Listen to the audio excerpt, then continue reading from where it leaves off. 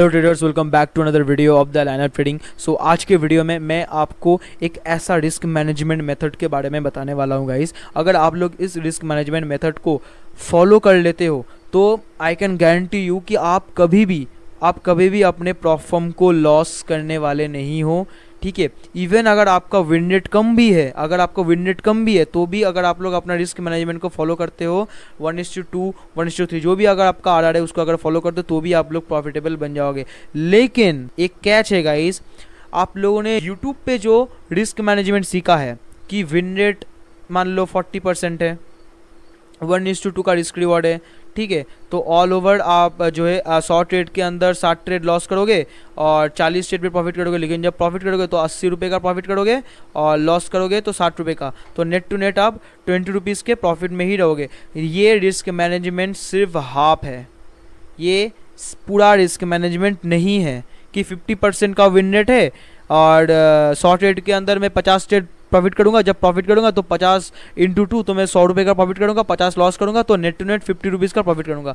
ये आधा है गाइस, ये आधा है। प्रॉफर्म में सिर्फ ये रिस्क मैनेजमेंट काम नहीं करता, प्रॉफर्म में थोड़ा सा अलग तरीके का रिस्क मैनेजमेंट हम लोग को अप्लाई और करना रहता है। वो क्या रहता है वो ही मैं आपको इस वीडियो में बताने वाला हूँ। और ये रिस्क मैनेजमेंट मेथड जो है आप लोगों ने ज़्यादा यूट्यूब पे देखा भी नहीं होगा, ये बहुत ज़्यादा हिडन है। ठीक है, जो मोस्ट प्रॉफिटेबल ट्रेडर्स है वो इस रिस्क मैनेजमेंट मेथड को अप्लाई करते हैं जिसकी वजह से वो प्रॉफिटेबल है।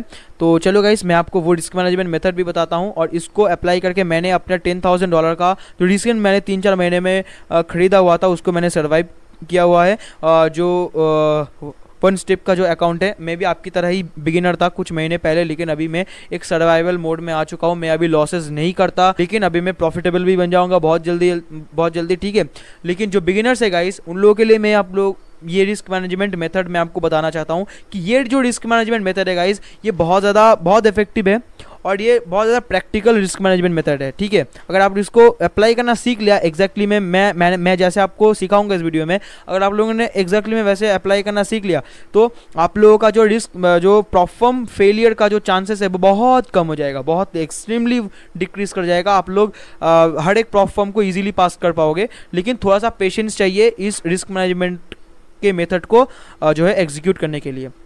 नाउ मैं आपको वो रिस्क मैनेजमेंट मेथड सिखा देता हूँ, ठीक है, जिससे आप लोग जो है अपना प्रॉफर्म को इंसेनली मैनेज कर सकते हो, आपका प्रॉफर्म सेफ रहेगा और जो बिगिनर ट्रेडर लॉस कर रहे हैं वो लोग बिगिनर से सर्वाइवल मोड पे चले जाएंगे। और आप लोग जानते ही हो कि कोई भी बिगिनर ट्रेडर पहले लॉस करता है, उसके बाद वो सर्वाइव करता है, उसके बाद वो प्रॉफिटेबल फेज में जाता है। तो जो भी लोग लॉस कर रहे हैं इस वीडियो को देखने के बाद वो लोग सर्वाइवल मोड पे चले जाएंगे और अगर वो उसके साथ अपने स्ट्रैटेजी को भी डेवलप करते हैं, अपने रिस्क रिवॉर्ड को भी स्ट्रिक्टली डिसिप्लिन के साथ मैनेज करते हैं तो वो लोग अगले ही स्टेज में प्रॉफिटेबल स्टेज में बढ़ जाएंगे। और मैं अभी स्लाइटली प्रॉफिटेबल स्टेज की ओर बढ़ रहा हूँ, दैट्स वाई मैं ये वीडियो बना रहा हूँ क्योंकि ये रिस्क मैनेजमेंट मेथड मेरे लिए बहुत अच्छा काम करता है guys. Okay, now what is the risk management method, let's see.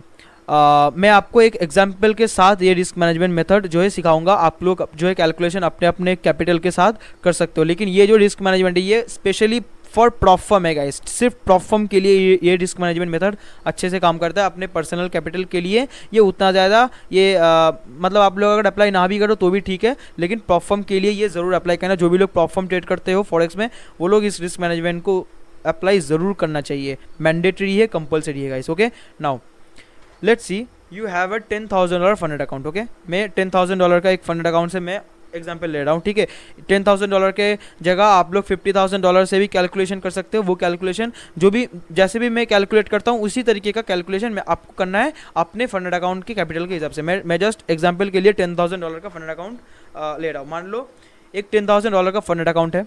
Now आपको इसको मैनेज करना है। ठीक है, सबसे पहले आपको ये देखना है इसका ड्रॉडाउन, मैक्सिमम ड्रॉडाउन कितना है। मान लो इसका मैक्सिमम ड्रॉडाउन है 6%। ओके, इसका मैक्सिमम ड्रॉडाउन है 6%। नाउ 6% का मतलब कितना है, 6% का मतलब है $600। $600 आप लोग लॉस कर सकते हो। ठीक है, अब मुझे एक बात बताओ, $10,000 के अकाउंट पे $600 आपका कैपिटल है। ये $10,000 आपका नहीं है, ये जस्ट अकाउंट है आपका। मैक्सिमम ड्रॉडाउन ये है, अगर $600 आपने खा लिया तो आपका अकाउंट भी ख़त्म हो गया। तो ये आपका कैपिटल है, मान लो ये आपका कैपिटल है, ये $600 ही आपका कैपिटल है। इसको आपको सेफली मैनेज करना है। कैसे करना है? अब आपको पास भी करना है, आपका प्रॉफिट टारगेट भी 10% है, तो रिस्क भी लेना पड़ेगा, ऊपर से रिस्क भी मैनेज करना पड़ेगा। कैसे? अगर आप लोग ये जानते हो कि भाई मैं तो 1% पर ट्रेड रिस्क करूँगा, 1% पर ट्रेड, तो ये ठीक नहीं है गाइस। 1% पर ट्रेड ये जो है ये गलत है। $10,000 के अकाउंट पे अगर आप लोग 1% पर ट्रेड रिस्क करोगे तो सिर्फ आप कितना डॉलर है? 1% पर ट्रेड का मतलब है $100 आप लोग पर ट्रेड रिस्क कर रहे हो।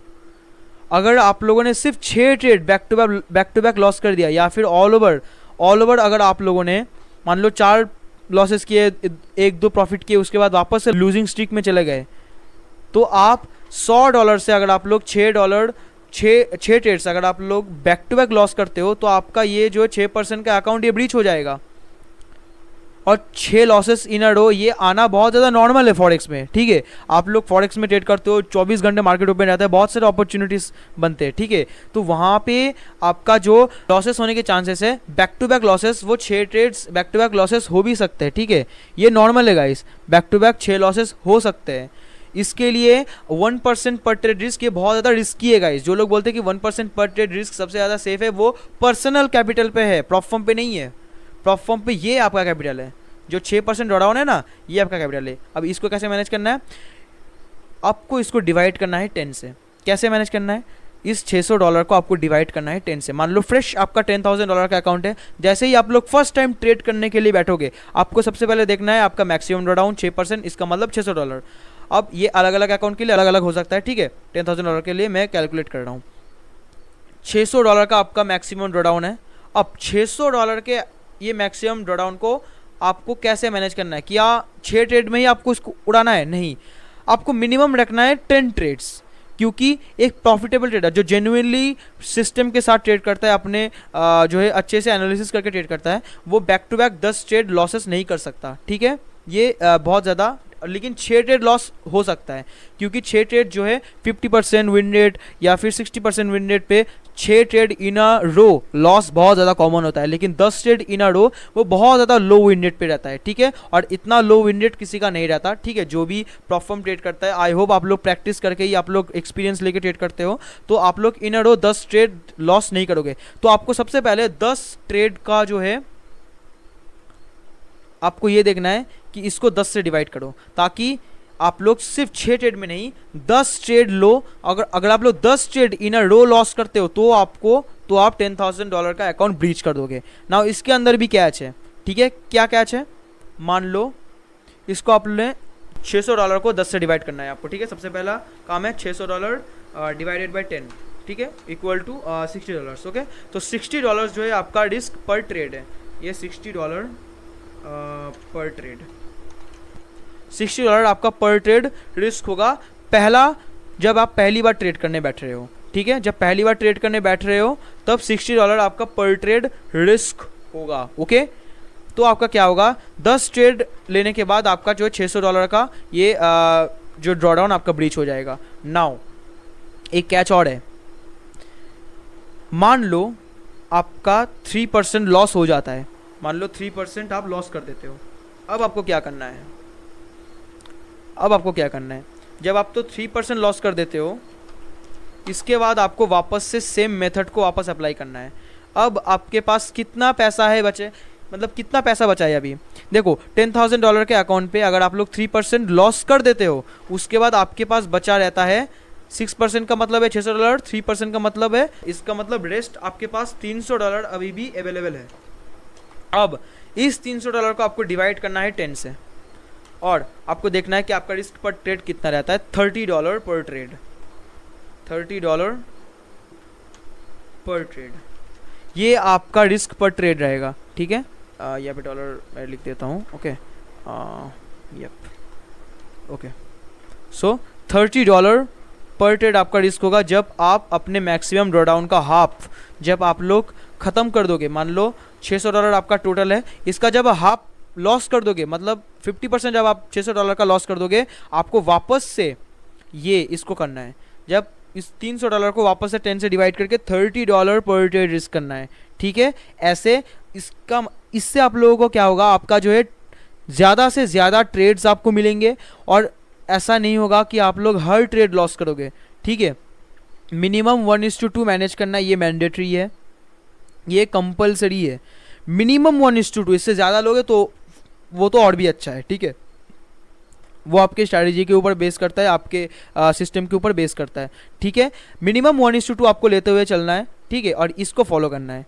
जैसे जैसे आपका लॉस कम होगा, मान लो $600 का मैक्सिमम ड्रॉडाउन है, जैसे ही $300 आप लॉस कर दोगे, बाकी $300 को मैनेज करने के लिए बाकी $300 को 10 से डिवाइड करके रिस्क पर ट्रेड $30 आएगा। इसको आप लोग उसके बाद आपको जब लॉस करने के बाद $300 लॉस करने के बाद $30 पर ट्रेड रिस्क करके आपको उस अकाउंट को मैनेज करना है। उसके बाद जैसे जैसे आप वापस से ब्रेक इवन पे आओगे, उसके जैसे ब्रेक इवन पे वापस आ जाओगे, उसके बाद वापस से $600 को आपको डिवाइड करना है, क्योंकि जैसे आप लोग ब्रेक इवन पे आ जाओगे, उसके बाद आपका मैक्सिमम ड्रॉडाउन तो आपका 6% वापस हो जाएगा ना। उसके बाद वापस उस $600 को 10 से डिवाइड करके आप $60 पर ट्रेड रिस्क करोगे। अब ये तो हुआ लॉस वाली बात। अब जब आप प्रॉफिट करोगे, मान लो जब आप प्रॉफिटेबल $10,000 से आप लोग जब प्रॉफिट करना स्टार्ट करोगे, तब आप अपने रिस्क को कैसे मैनेज करोगे। मान लो $10,000 को आपने $10,000 के ऊपर आपने जो है प्रॉफिट किया। आपने मान लो पहला ट्रेड जब आपका फ्रेश अकाउंट रहेगा, तब आपका क्या रहेगा, $60 पर ट्रेड आपका रिस्क रहेगा। आपको कब तक $60 पर ट्रेड रिस्क करना है, जब तक ना आपको अपने प्रॉफिट टारगेट का हाफ अचीव ना हो जाता है। मान लो आपका जो है प्रॉफिट टारगेट कितना रहता है, 10%। जब तक आप लोग 5% प्रॉफिट टारगेट अचीव ना करते हो, तब तक आपको $60 पर ट्रेड रिस्क करते हुए चलना है, ठीक है। अब जैसे आप लोग जो है आपका $500 प्रॉफिट हो जाता है, मतलब आपका 5%, ठीक है। ऑल ओवर जो प्रॉफिट टारगेट रहता है वो होता है 10% आपका प्रॉफिट टारगेट रहता है, ठीक है। 10% प्रॉफिट टारगेट रहता है। अब मान लो इसका हाफ, मतलब 5% आप प्रॉफिट टारगेट ऑलरेडी अचीव कर लेते हो, 5% प्रॉफिट टारगेट पे आप लोग पहुंच जाते हो। अब इसके बाद जैसे ही आप लोग 5% पे पहुंच जाते हो, तब आपका बैलेंस क्या रहेगा, 10,500। अब आपको क्या करना है, आपने जो प्रॉफिट किया 10,500, ये $500 प्लस ये $600, तो ये टोटल आपका जो है कैपिटल रहेगा। क्योंकि अगर मान लो इस $10,500 को आपको ब्रीच करना है, तो आपको कितना लॉस करना पड़ेगा, $600 प्लस $500 तो कितना टोटल कितना रहेगा आपको, टोटल $600 प्लस